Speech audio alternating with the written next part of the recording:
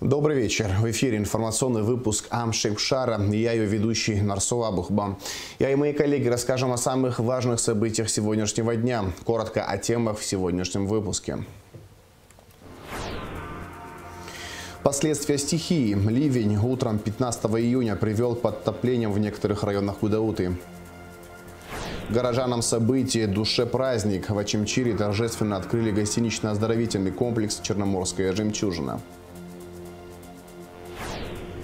Госпрограмма в действии. Первый вице-премьер-министр сельского хозяйства Беслан Джопо продолжает посещать сельчан, которым оказана помощь в реализации сельхозпроектов. Сильный ливень утром 15 июня привел к подтоплениям в некоторых районах Гудауты, сообщает МЧС. Больше всего пострадали дома в районе кинотеатра «Киараз». Вода проникла в подвальные помещения и первые этажи частных домовладений и многоэтажных жилых зданий. 1,5 десятка сотрудников МЧС вместе с городскими службами проводили необходимые работы по устранению последствий подтопления. Ведется мониторинг ситуации, связанной с возможным подъемом уровня воды в других районах города.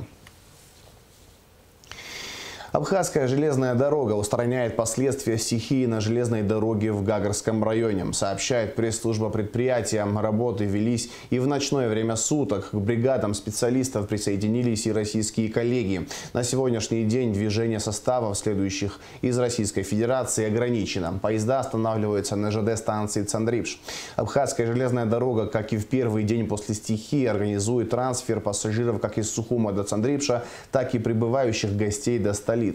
Бригады Абхазской железной дороги расчищают полотно, заменяют шпалы и рельсы и восстанавливают контактную сеть. Рейсы электропоездов «Ласточка» временно отменены. Знаковое событие для всей Абхазии. В Ачимчире торжественно открыли гостинично-оздоровительный комплекс «Черноморская жемчужина». В церемонии приняли участие президент Аслан Бжани и премьер-министр Александр Анкваб. Асида Малия расскажет подробности. Черноморская жемчужина – это роскошный спа-отель, прошедший полную реконструкцию за рекордные сроки. К работам приступили всего 10 месяцев назад. Строительная компания фактически уложилась в сроки. Базовая основа готова к работе. Речь идет о номерном фонде и всех направлениях, заявленных в концепции обслуживания. Над благоустройством территории трудились даже в день официального открытия спа-отеля. Особенно важно отметить, что работают здесь слаженно, ведь коллектив знаком друг другу. В основном это местные жители. Сария Джону и Лаша Берзеня приступили к работе администраторов 3 дня назад. Они жители Ачимчиры. Не радость ли найти работу по душе в своем городе, делятся молодые сотрудники. Процесс работы очень даже хорошо проходит, никаких сложностей не возникало в процессе. Все очень даже хорошо. Как раз очень хорошая возможность для и молодежи, и для студентов, и вообще, в принципе, для работников. Да, очень большое количество рабочих мест предоставили. Мне все нравится, и в дальнейшем я буду надеяться, что лучше и лучше с каждым днем будет проходить, и людей больше будет, и Ачимчира будет облагораживаться. Безусловно, для нее плюс большой. Что касается лечебного направления, при гостинице работает оздоровительный центр, который оснащен по последней букве технологии. Используются современные методики. К примеру, можно попасть в кабинет спелеоаэроионотерапии, забыть о тревоге.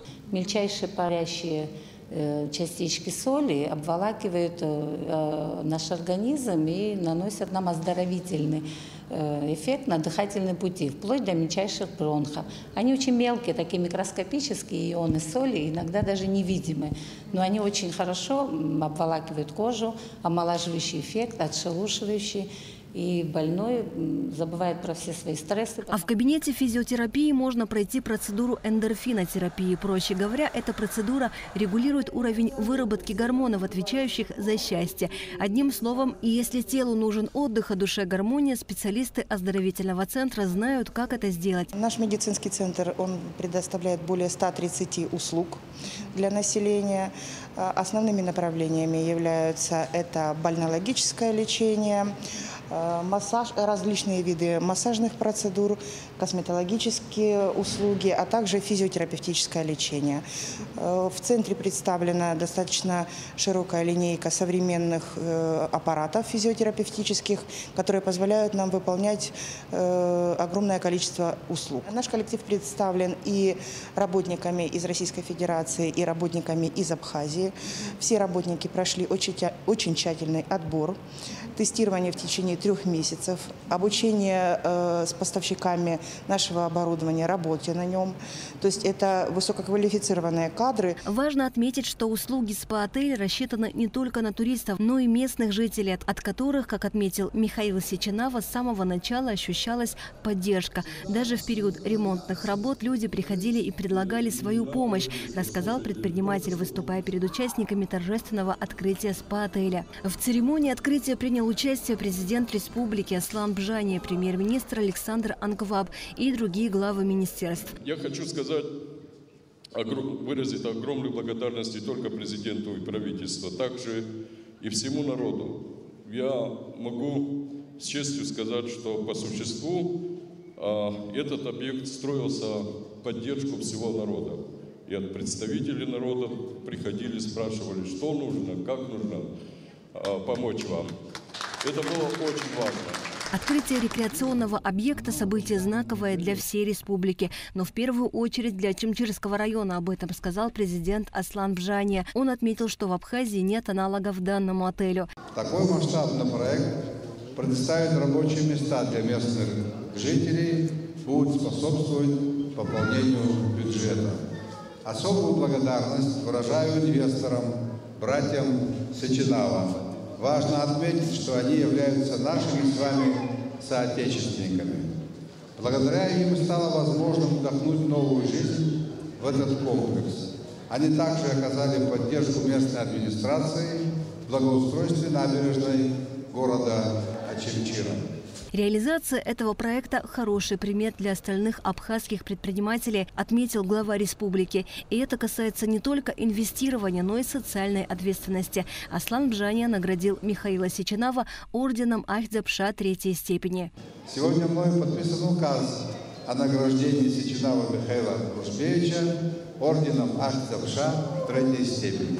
Михаил Сеченава, в свою очередь, поблагодарил за оказанное доверие и отметил, что проект состоялся благодаря инициативе и поддержке правительства и, конечно же, местного населения. Само строительство здания гостиницы было начато еще в 1970-х годах, но по разным причинам, в том числе и из-за военных действий, объект так и не достроили. Еще совсем недавно этот объект был в таком ветхом заброшенном состоянии, и мы помним, что здесь происходило. Проводились у нас учения МЧС. Не одно поколение, наверное, выросло. С 70-х годов это здание стоит как памятник советской архитектуры.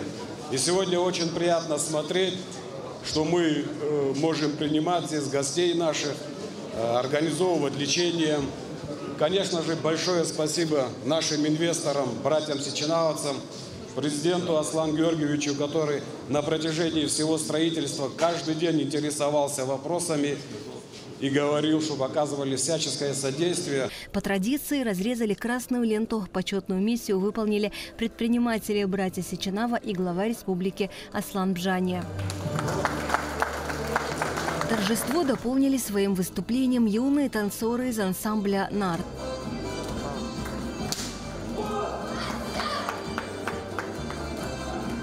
Управляющая отелем провела небольшую экскурсию. Аслану Бжания показали и рассказали о принципах работы оздоровительного центра. Осмотрели кабинеты грязелечения, лечебных ванн, аэрогидромассажа и другие. Также главе республики рассказали о свойствах лечебной воды в бассейне, который сейчас находится под открытым небом. В скором времени он станет крытым, и купание в нем возможно даже зимой. Конечно же, очень много нужно еще работать в направлении здравоохранения. У нас очень много есть вещей, которые нужно будет дополнять, те базовые вещи, которые мы имеем сегодня. Безусловно, это нужно будет на территории создавать. У нас есть специальный проект по благоустройству. Мы хотим создать хорошую парковую зону, где люди могут отдохнуть. Да?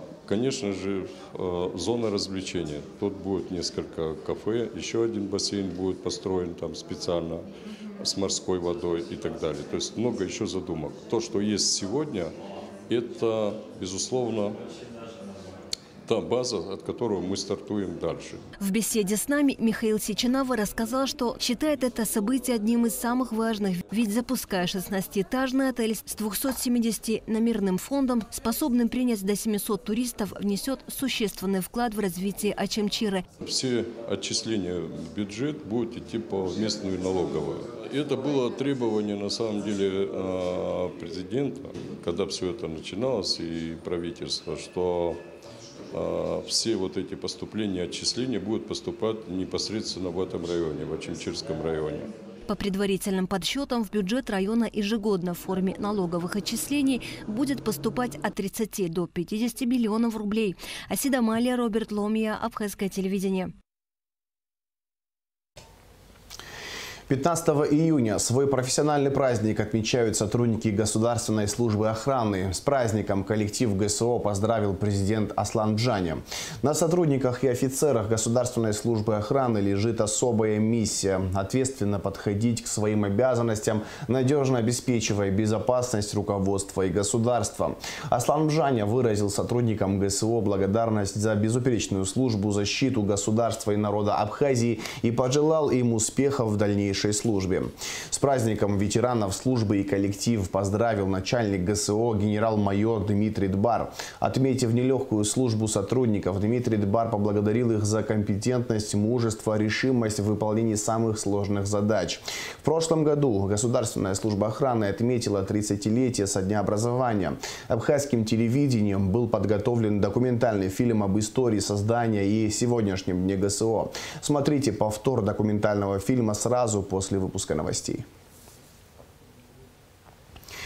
Спикер Народного собрания Абхазии Лаша Ашуба встретился с председателем Законодательного собрания Петербурга Александром Бельским.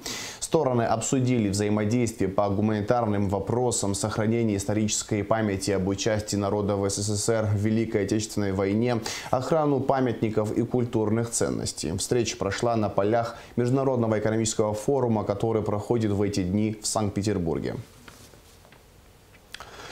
Абхазия заинтересована в развитии инвестиционно-экономического сотрудничества с Объединенными Арабскими Эмиратами. Об этом сказал министр иностранных дел Инал Арзанба в интервью Соловьев Лайв на полях Петербургского международного форума.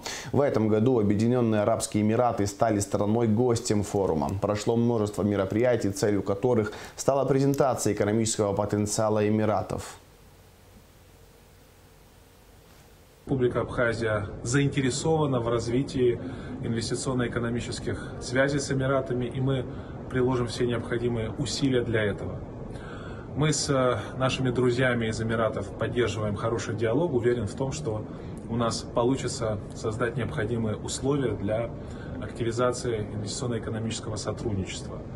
Хочу отметить, что Объединенные Арабские Эмираты – это государство, которое проводит суверенный внешнеполитический курс. На сегодняшний день это крайне важно, особенно в контексте формирования многополярной международной системы, такой системы, где будет существовать множество суверенных центров силы, которые будут мирно общаться между собой, мирно сосуществовать. В конце концов, это естественное состояние мира, когда существует множество центров силы, где нет гегемонии, где есть спокойное, дружественное общение между государствами. Первый вице-премьер, министр сельского хозяйства Беслан Джопуа продолжает поездки в районы республики, где посещает сельчан, которым в прошлом году в рамках госпрограммы была оказана помощь в реализации сельхозпроектов. Проекты по растениеводству, скотоводству, птицеводству реализуются в республике с 2021 года. На этот раз Беслан Джопуа посетил предпринимателей Сухумского района. Все детали у Гугуцы Вардани. Проекты по государственной программе Минсельхоза реализованы практически во всех селах Абхазии. Например, в селе Акапа Сухумского района работает целых 3 предприятия. Роланд Кварчелия при поддержке государства открыл здесь цех по переработке и производству сухофруктов. Помогают семья и друзья. Все есть, да, вот все предоставили, нам купили, все доставили, мы все установили, все до мелочей, все, что нам надо было. Спасибо всем. Не отказали, помогли, дальше уже постараемся поработать, чтобы оправдать надежды, чтобы наша продукция была у нас на рынке непривозная. И поэтому цель такова, наверное. Мы реализуем сейчас вот то, что мы пробно сделали, мы немножко по магазинам людям предложили. Мы им построили помещение, отремонтировали, создали санитарные условия, купили оборудование для переработки сельхозпродукции. В основном это субтропических культур, мандарины, хурмы, там, фихва, что растет именно в этом районе. Вот, скажем, в селе Акапа и дальше. Ребята не подвели, они смогли это все организовать. И они могут перерабатывать, переводить сухофрукты, готовить даже джемы, компоты. Это вот небольшие цеха, которые, может быть, не обеспечат переработку всей сельхозпродукции, потому что у нас с цитрусовыми проблемой со всеми вообще той продукции некондиционной. Но как раз таки эти маленькие цеха уже хотя бы в селах будут иметь свой хороший результат. Рауль Кварджия тоже живет в селе Акапа. У крестьянина большая семья, 4 детей, 12 внуков и 1 правнучка.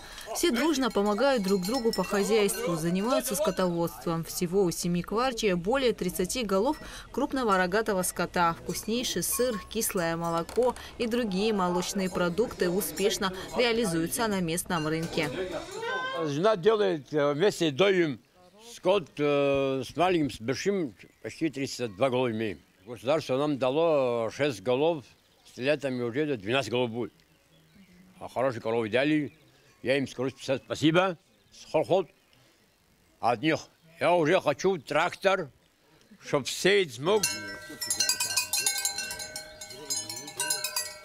Здесь, в селе Акапа, реализован еще один сельхозпроект.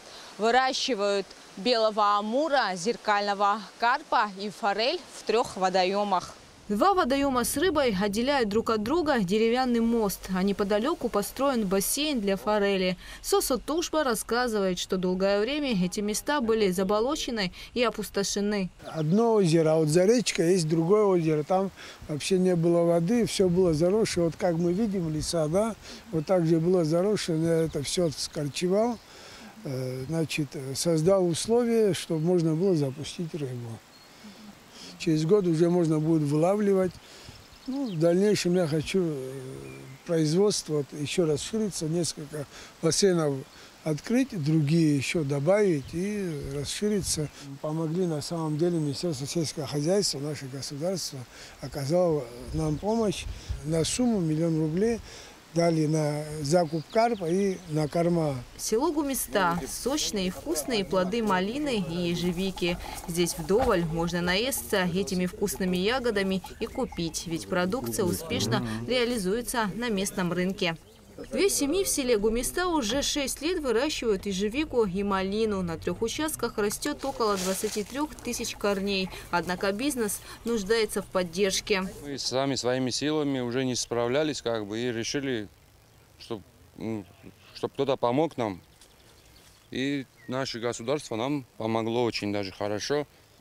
Мы и сетку теневую купили за эти деньги, и арматуру. Понадобилась она нам, в общем, сейчас в подробностях не буду говорить, где как. Но все нам очень хорошо помогло. Мы 1 огород за счет нашего государства добавили. У нас приезжают кондитеры, покупают, рыночные продавцы приезжают, забирают у нас.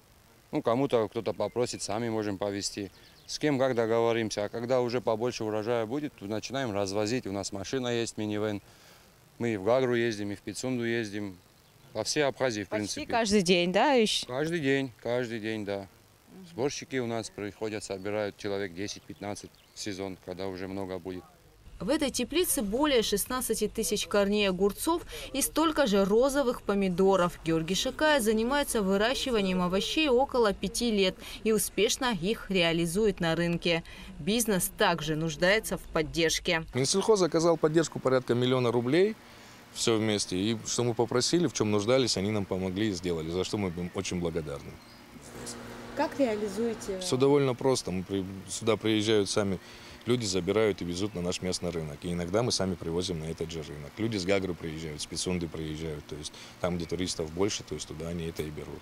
Подводя итоги, вице-премьер-министр сельского хозяйства Беслан Джопуа подчеркнул, что государство и дальше будет оказывать поддержку сельчанам в реализации проектов. Активно будут помогать и тем, чей бизнес уже развивается. Могу сказать смело, что проекты очень даже удались. Это проекты, которые нужно продолжать во всех селах. Надо увеличивать финансирование. У нас очень много неосвоенных проектов лежат в министерстве, которые надо рассматривать. Они все заслуживают внимания. Это разные направления, это и многолетние, и однолетние, и техника. Мы сейчас много внимания уделяем приобретению мини-техники. Все хозяйства, которые занимаются, они нуждаются в мини-технике. Вы знаете, что у нас в этом году посевная кампания отстает очень практически на 50%. Это и погодные условия, скорее всего, но и недостаток техники.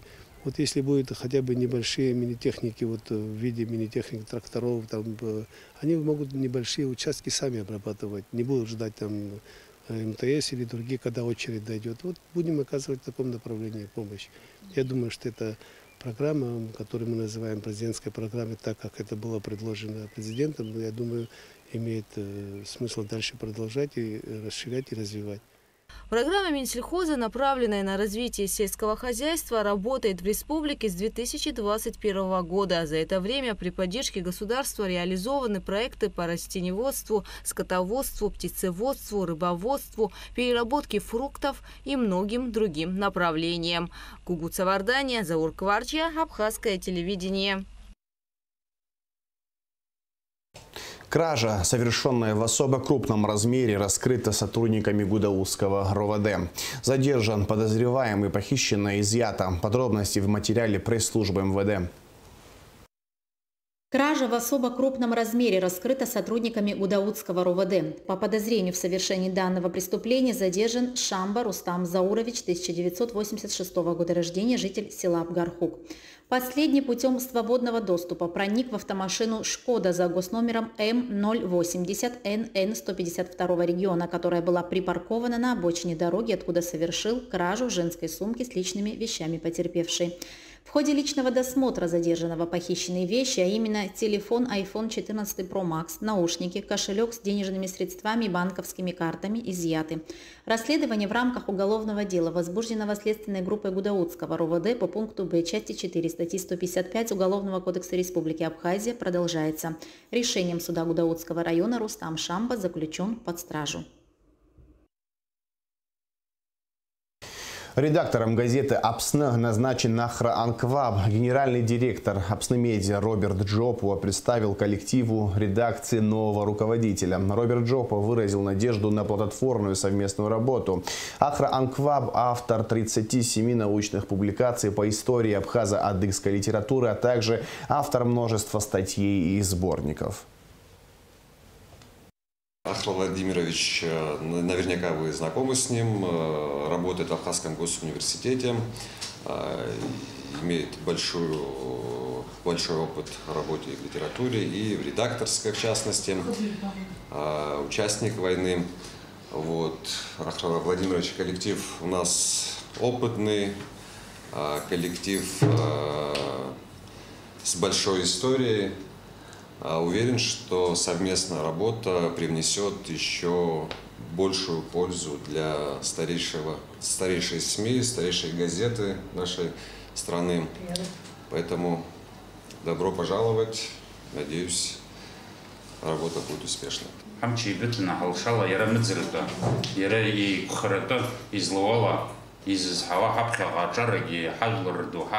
Етшим-дзирата и кхарабях завацузер угриопегис, шзала с хавистраха тайлибака, усафраха ванаграсу.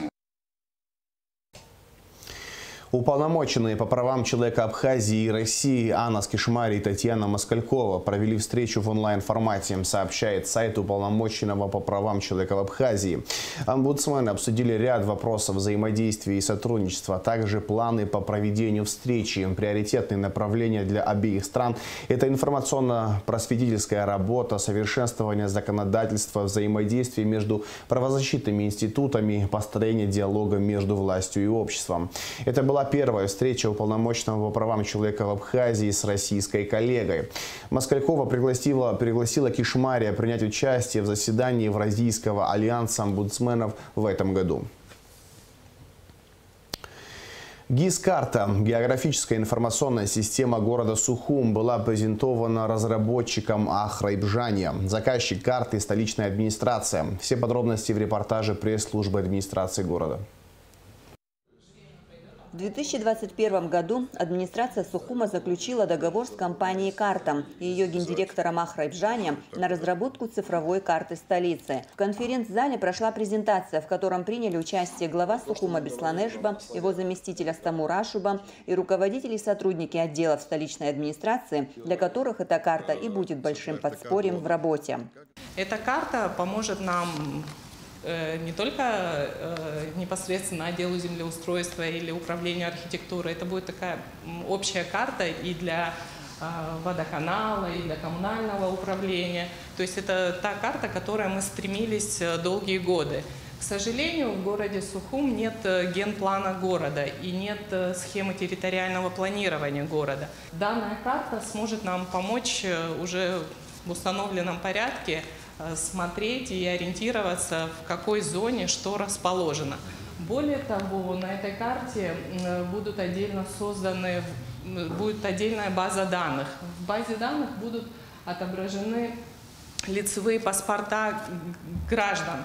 То есть информация бумажного носителя, которая у нас хранится в БТИ, в какой-то части будет и в этой электронной базе. Существенно облегчит жизнь сотрудникам администрации. Более того, еще на данной карте есть еще формат 3D объектов. Данные в географической информационной системе многослойные. Это разветвленная, подробнейшая база, которую можно еще больше конкретизировать в дальнейшем, так как проведена основная работа, создан мощный каркас. Компания «Карта» провела ортофотосъемку столицы, приобрели специальную аппаратуру для съемок в высоком разрешении всех деталей местности, всех объектов и улиц, промышленных и хозяйственных строений, памятников архитектуры, обозначены электросети, на цифровую карту нанесены также коммуникации, вплоть до люков, глубины залегания труб и их диаметра. Кроме того, карта интегрирована с видеокамерами в городе. Долгие годы мы неоднократно пытались его начать, что-то было сделано, но в полном масштабе не удавалось. Вот я благодарю Вячеслава Федоровича Аминова, сотрудника администрации, которые помогали и с планшетами, и с материалами по базам данных, по коммуникации. Не просто было все вместе вот это собрать. Но мне кажется, что мы смогли создать сообща вместе какой-то базовый продукт, который может быть фундаментом, на котором можно развивать какие-то определенные сервисы. Так как сюда представлено в цифровой табличной форме, вы всегда можете произвести какую-то калькуляцию, которую вам надо по данному. Во-первых, надо вычислить, там, не знаю, асфальтировать проезжую часть, какая площадь. Не надо ходить, мерить. Вы заходите в базу данных, включаете поиск, и вам сообщает, что дальше надо. На данном этапе, по словам Бжани, внесена информация с планшетов, хранящихся в БТИ города, и в управлении по геологии, геодезии и картографии. А при появлении новых объектов и обновлении коммуникаций в Сухуме дополнение можно вносить вручную.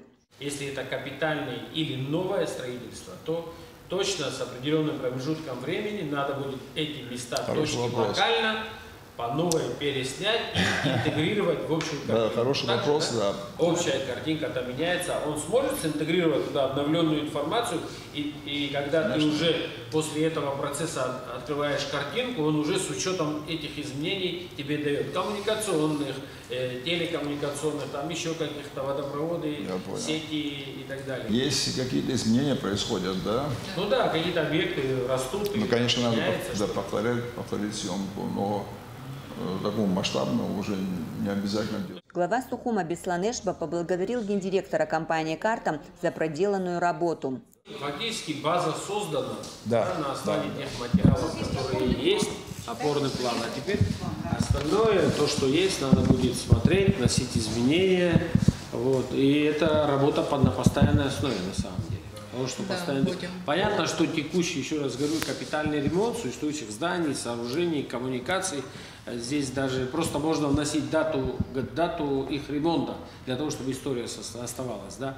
А капитальное, там, допустим, новое строительство, допустим, или там новые коммуникации, конечно, четких уже проектных решений выносить их уже по факту и на стадиях, кстати, как говорил Ахра Юрьевич, на всех стадиях. Стадия 0, начало, проект, фундамент, сооружение. Вот таким образом можно сопровождать проект и отражать на этой карте.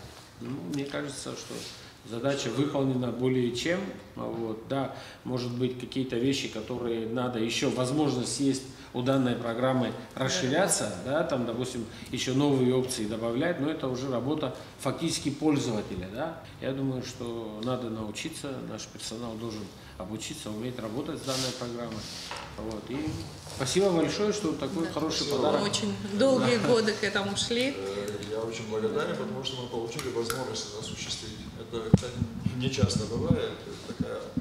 Ты что-то знаешь, что-то можешь, но не всегда ты можешь это осуществить. Вот когда можешь осуществить, когда совпадает, это очень важно. Так что спасибо вам тоже. Ахра Бжаня проведет обучающий курс для сотрудников отдела в администрации, чтобы научились пользоваться цифровой картой Сухума, находить нужную информацию, а также вносить новую. Он посоветовал хранить данные на общем сервере, а не скачивать программу в каждый рабочий компьютер. Бжаня также уточнил, что пользоваться картой можно как на стационарном компьютере, так и на переносных планшетах. Амрамич Балексия Гухава, пресс-служба администрации города Сухум. В завершении выпуска расскажем о погоде. По сообщению Гидрометцентра, в пятницу 16 июня на территории Абхазии ночью и утром местами возможны небольшие осадки, туман, гроза. Температура воздуха ночью 16-21, днем 21-26 градусов тепла. Температура морской воды плюс 22 градуса.